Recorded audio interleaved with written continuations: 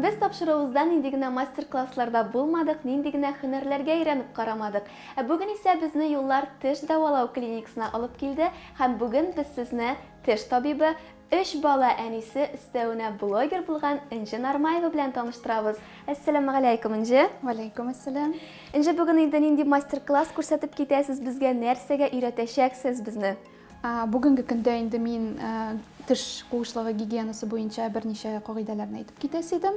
Мастер-класс кичкенә генә үткәрергә ниятем бар иде. Бигрәк тә балалар тешләре буенча басым ясый идем сөт тешләренә, чөнки бүгенге көндә әти-әниләр сөт тешләренә бик әз игътибар бирәләр һәм аннары алар бик тиз бозылалар, төшәләр. Шуңа күрә инде беренче чиратта балалар гигиенасы буенча сезгә берничә кагыйдәне әйтеп китәс идем. Безнең балалар өчен шушындай силиконовый напальчниклар бар. Алар аптекаларда сатыла һәм стоматологияларда. Ул менә шулай уңайлы гына бармакка киертелеп куела да. Аның щеточкалары шундый йомшак, силиконовый, алар белән массаж да ясарга. Бу бит инде чыга башлаган вакытта тешләрен, шулай бит? Әйе, менә кайбер әти-әниләр сөйлиләр, ничә яшьтән тешләрне чистарта башларга ярый дип. Мин әйтер идем, инде иң беренче теш чыгуга ук, ул инде бер 6-7 айларда астагы тешләребезнең сөт тешләре чыга. Инде аларны чистарта башларга кирәк, чөнки бу налет дип атала инде ул. Налет безнең тешләребездә җыелып бара. Шуңа күрә кариес та тизрәк барлыкка килә. Шуңа күрә шушындай силиконовый напальчниклар белән иртә кич балаларга менә шундый себерә торган подметывающее движение дип атала инде ул. Өстән аска, астан өскә, деснадан өскә һәм эчтән дә нәкъ шулай шундый подметывающий безнең движениелар белән чистартабыз. Һәм шушы ук напальчник белән дә тешләр чыккан вакытта массаж ясарга да бик уңайлы балаларга, аңкауларга җиңелрәк чыксын өчен тешләр. Шуңа күрә шундый напальчниклар алар бик уңайлы. Әгәр дә инде шундый напальчник белән бик уңайлы түгел икән, һәрвакыт аны үзем белән йөртергә, төнлә мәсәлән йоклар алдыннан балаларга тиз генә тешләрен чистартып алыр өчен менә шушындай салфеткалар да бар. Алар аталалар влажные салфетки дентальные. Аларны инде менә от 0 лет с рождения можно аларны мөмкин кулланырга. Алар да менә шушы напальчник шикелле бармакка киертеп куела. Алар менә шундый пакетикларда һәм аларның составында инде ксилит бар. Безнең бактериялар, теш бактериялары ксилиттан курка, яратмыйлар. Һәм бик уңайлы гына шушындай салфеткаларны бармакка киеп, тиз генә чистартып алырга була балаларга тешләрен. Һәм зурларга да мөмкин. Бөтен җирдә щетка йөртеп булмый бит инде үзең белән. Энҗе, моны бит инде көн дәвамында да кулланырга ярыймы менә бу салфеткаларны? Ашаткан саен, шулай бит? Әйе, иртән һәм иң мөһим кагыйдә инде ул ашатканнан соң чистартырга. Ашатканга кадәр түгел, безнең налет калмасын өчен именно ашаганнан соң, иртә белән дә ашаганнан соң, кич белән дә ашатканнан соң тиз генә сөртеп алырга, чистартып алырга кирәк инде тешләрне. Энҗе, менә тешләр белән кызыксынуың гомумән кайчан башланды синең? Кайчаннан шушы һөнәр иясе булдың әле? Мин инде үзем теш табиблары гаиләсендә үстем. Минем әнием теш технигы, зубной техник дип атала инде. Ул шушы протезларны, коронкаларны ясаучы кеше. Әтием теш табибы. Аларның бүгенге көндә Мамадыш шәһәрендә үз дәваханалары бар, теш дәваханасы. Һәм инде бүгенге көнгә кадәр алар шунда әкрен генә эшләп яталар. Димәк, инде син чит өлкәгә килеп кермәгәнсең. Әйе, без инде энем белән кичкенәдән бирле шушы теш белән бәйле төрле диагнозларны, төрле хәлләрне күреп белеп үстек. Шуңа күрә инде укырга керү вакыты җиткәч, инде безнең ул ничектер билгеләнгән иде бу. Димәк, инде сез династияны дәвам итүчеләр, шулай бит? Үзем дә, энем дә, аннары шушы Казан дәүләт медицина университетына кердек инде. Егаларны биреп, биология, химияларга басым ясап, шулай укып чыгып инде медицина университетын интернатуралар үтеп эшләдем. 2 ел эшләп алдым да декрет ялына киттем. Декрет турында инде без әле сөйләшербез алга таба. Энҗе, менә зурларның теш куышлыгы, авыз куышлыгын чистарту аерыламы балаларныкыннан? Монда да инде иртән һәм кич чистартырга кирәк дияр идем. Зурлар өчен инде бик күп төрле щеткалар бар хәзерге вакытта. Бар мануальный дип атала. Алар шундый обычный щеткалар кибетләрдә сатыла торган, кул белән чистарта торган. Һәм бар шундый электрический щеткалар инде звуковой, алар хәзер төрле вариантларда бар. Һәм шулай ук әйтер идем, иң мөһим кагыйдә ул беркайчан да менә мондый горизонталь движениелар белән чистартмаска, чөнки аңкауларны кыра, кан чыгарга мөмкин, шуңа күрә аннар төрле гингивит, пародонтит, бик күп төрле авырулар бар. Шуңа күрә шушындый себерә торган движениелар дидем бит, монда да шулай ук менә деснадан тешкә шушындый подметывающий движениелар белән чистартырга кирәк. Һәм эчке яктан да шулай ук чистартып чыгабыз. Бу урт тешләрен инде булай итеп тә чистартсаң була. Һәм еще безнең круговой движениелар бар. Менә шушындый круговой движениелар белән дә чистартырга була. Һәм инде онытмаска кирәк тел турында да, чөнки телдә безнең бик күп бактериялар җыела. Әгәр дә щетканың икенче ягында булса, шундый махсус чистарту җире, телне дә чистартып алырга кирәк инде. Менә хәзерге вакытта нинди генә юк щеткаларның, менә монда отбеливающий, массажирующий, для чувствительных зубов дигән функциялар да бар. Шуңа күрә Булар әйбәт щеткалар санала инде инде бит. Киресенчә әйтәләр бит, менә мондый электрон щеткалар куркыныч та булырга мөмкин, зыяны да булырга мөмкин дип, шын профессионалдан белеп китик әле. Беренче чиратта инде үз стоматологыгыз белән башта киңәшләшергә кирәк, чөнки төрле ситуациялар була, кемнеңдер туры килмәскә мөмкин.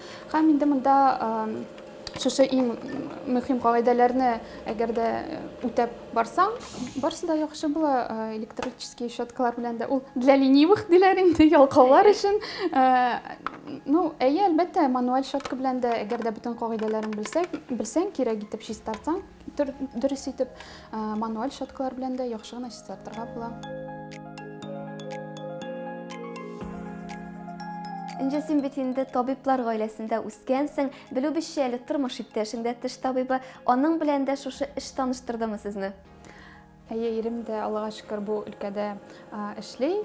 Ул хәзер инде безнең стоматолог универсал дип әйтергә мөмкин. Ул инде тешләрне давалый да, куеп та бирә, имплантация буенча да инде шушы актуаль өлкәләрдә эшли.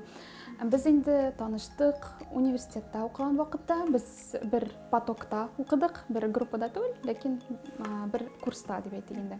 Һәм инде шу университет вакытында ул инде безнең вакыйгалар үзе бер программа сөйләрлек, чөнки безнең анда ирем мөселман да түгел иде, татар да түгел, безнең әти-әниләр дә бик каршы чыкканнар иде, ләкин инде ул үз җитдилеген күрсәтеп, ислам динен кабул итте, намазларын укый башлады һәм шулай итеп никахлар укытып, туйлар ясап, шулай бергә яши дә башладык. Менә бит субханалла, күкләрдә укылган никах булгачлар бит инде. Шушы урында мин сезне инҗенең тормыш иптәше Евгений белән дә таныштырып үтәсем килә.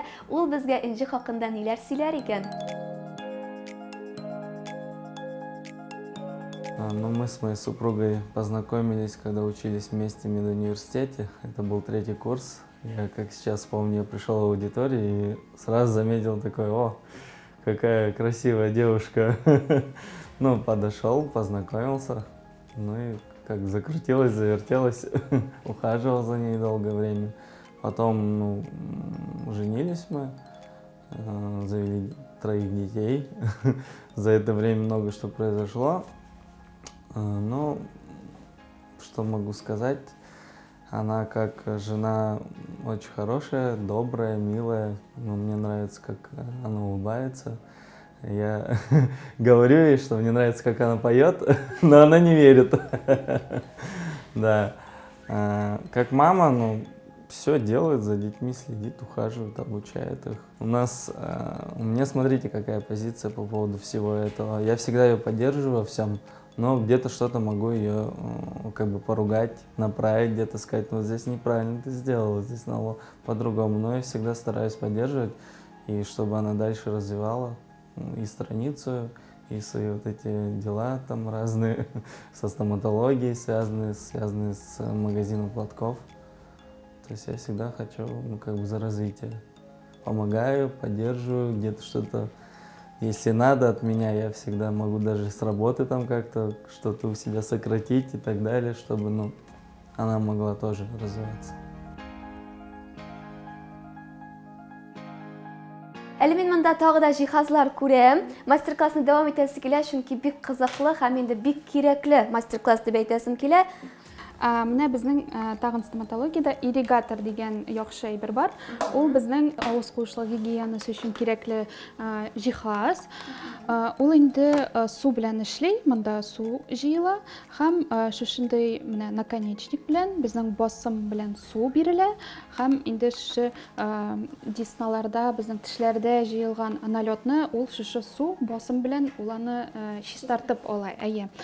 Бу инде бигрәк тә килешә брекетлары булган кешеләргә, имплантатлар булган кешеләргә, бу инде бик яхшы массажда, душта тешләр өчен кровообращение, канны тизертә башлый инде. Шуңа күрә кайбер диагнозларны, һәм инде гингивит булган кешеләргә дә ул бик яхшы булыша.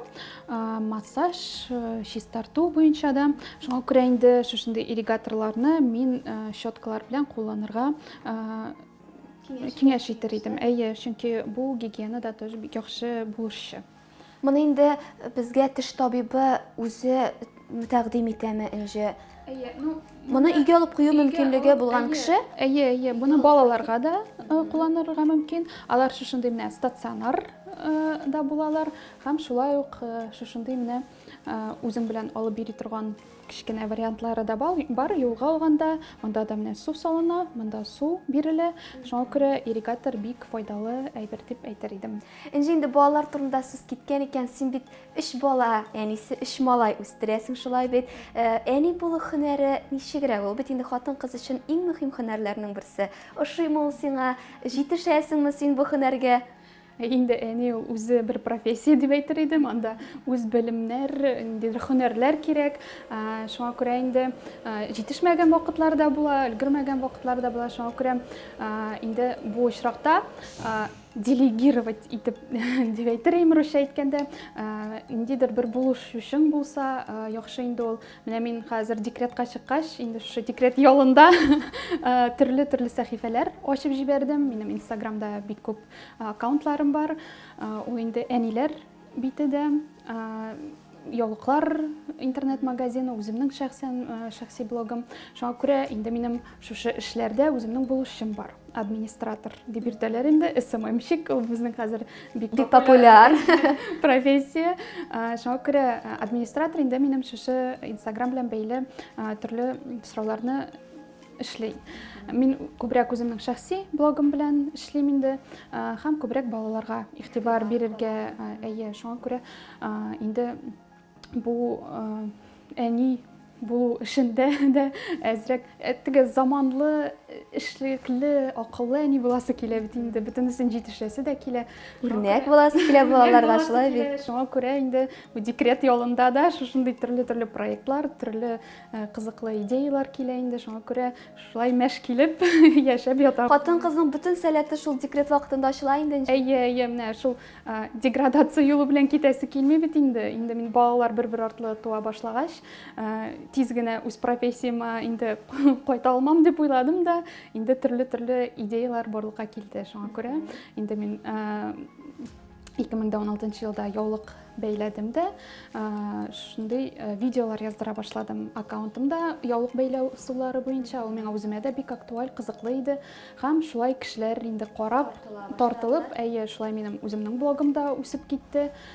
Инде яулыклар белән видео яздыра башлагач, инде кешеләр яулык белән дә кызыксына башлады. Миңа да мондай яулык, миңа да мондай тюрбан кирәк дип. Һәм шулай торып интернет кибете барлыкка килде. Һәм шуңа күрә барсы менә һәрберсе взаимосвязаны, бәйләнгән. Инде мин инде үзем дә әни кеше буларак бүген өр-яңа мәгълүматлар алдым. Үземә бик зур рәхмәт мастер-классың өчен, файдалы киңәшләрең өчен һәм безнең тапшыруның чын хәзинәсе булганың өчен зур рәхмәт сиңа. Үзегезгә рәхмәт. Ассаламу алейкум. Ва алейкум ассалам.